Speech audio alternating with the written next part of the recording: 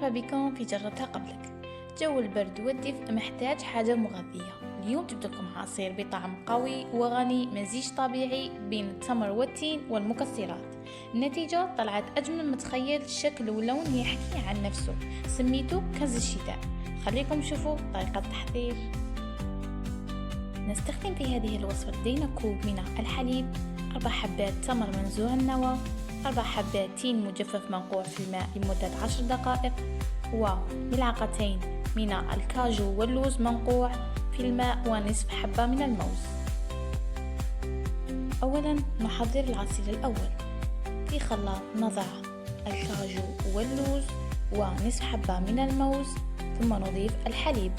نطحن المكونات جيدا حتى تصبح ناعمة وغليظ قليلا، ونصبها في الكأس. الآن العصير الثاني.